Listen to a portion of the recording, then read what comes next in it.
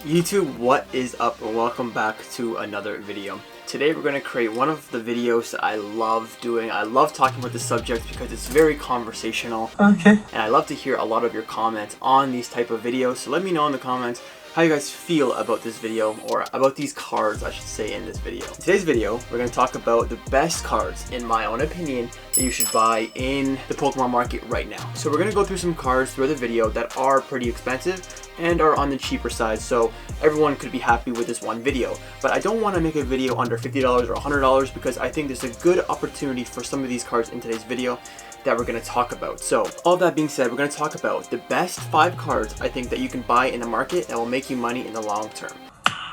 Nice.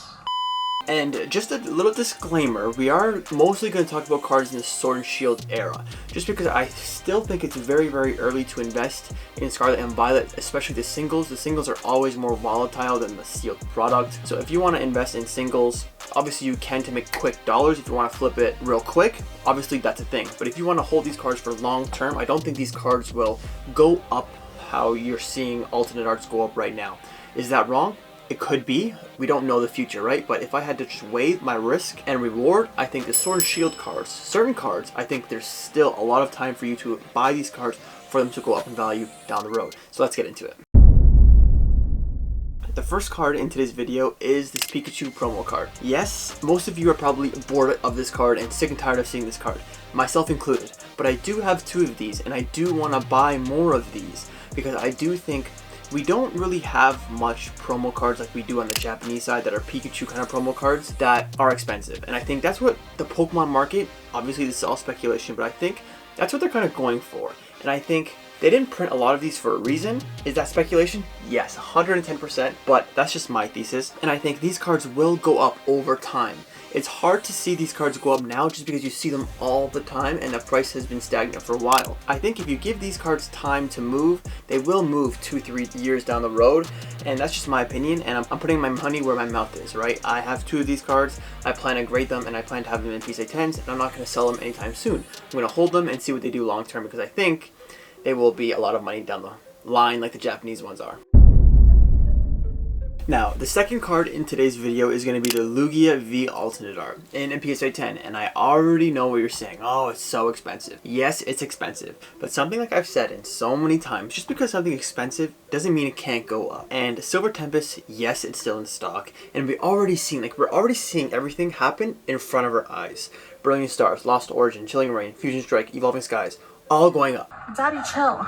And the amount of fear that's in the market, fear of missing out, and oh, I missed out on Sword and Shield, and all of these horrible feelings we all feel, especially when we're investors in Pokemon and as consumers in Pokemon, when packs aren't really sustainable to open up. We're already seeing what's happened in the Sword and Shield era. Silver Tempest, that hasn't happened yet. Astral Radiance, it is happening, but Silver Tempest, yes, of course the single prices have gone up because of other sets have gone up, like the Gengar VMAX and the Espeon VMAX in Fusion Strike, and all of these cards that are going up because they're sold out, blah blah blah. We already know what's happening in the market, but Silver Tempest is still in stock. Once Silver Tempest is sold out, it will probably get more expensive, and over time the chase cards will get more and more expensive. So yes, the Lugia was cheaper back in the long run, but is it going to be that cheap?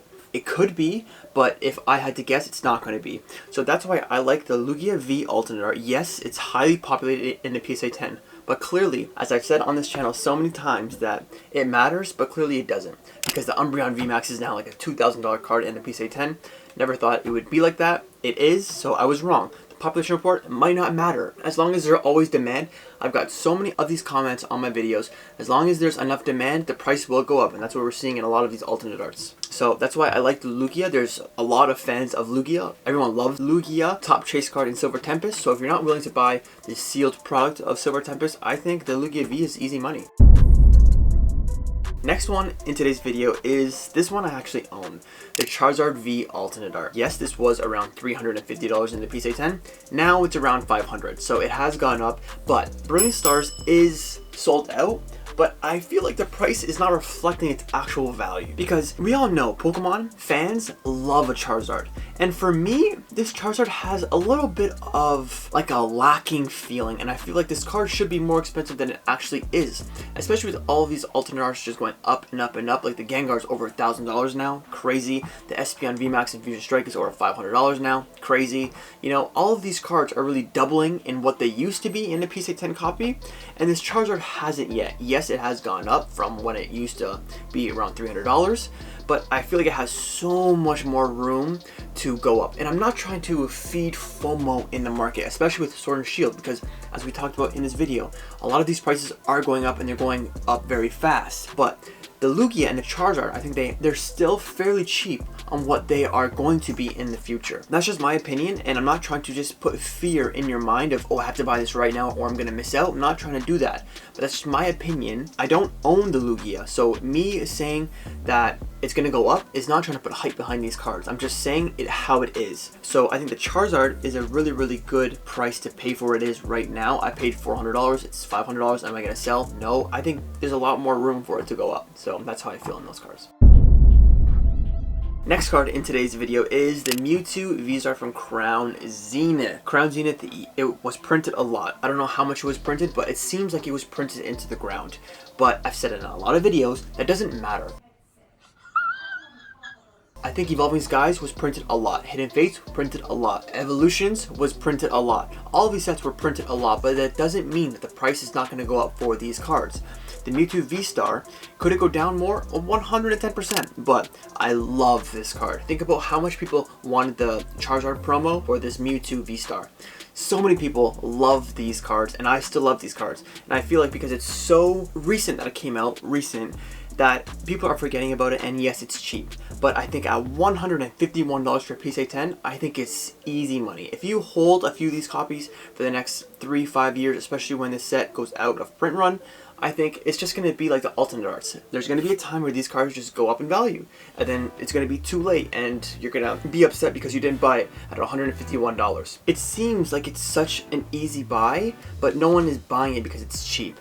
Just because something is cheap, it doesn't mean it's garbage. It just means people are forgetting about it. There's no more hype in this Mewtwo card anymore, so that's why I like this card, because no one's really thinking about it. No one really wants to open Crown Zenith, buy Crown Zenith, invest in Crown Zenith. They forgot about it. That's what I like, and that's why I love this Mewtwo V-Star, because I think it's a beautiful card, and I think there will be some type of demand for it, because if you look at any Mewtwo card, it has a premium on it. So that's why I like this Mewtwo V-Star.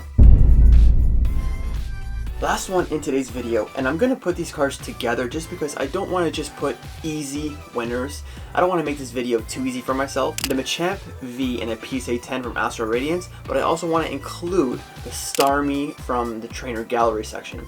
I love these cards. I have the Starmie, I don't have the Machamp, and I do have to buy the Machamp as soon as possible because, again, Astral Radiance is in Sword and Shield. We already know that. In Sword and Shield, it will go up. It is a phenomenal era of Pokemon cards, and I think people forgot that during the era, and I was here saying it's a great buy with all of these cards or all of these sets in today's video. But now that we're seeing it right in front of our eyes, that Fusion Strike, Chilling Reign, all of these other sets that went up crazy amounts at such a low amount of time is just mind-blowing. And I think Astral Radiance and Silver Tempest is ready to do the same thing. It's just a matter of time. This Starmie and this Machamp, beautiful cards. I love the Machamp. It's so nice, so nice. It's always been cheap or on the cheaper side. I don't know why, maybe because Astral Radiance, people don't love it. But I think Astral Radiance has a lot of great cards in it.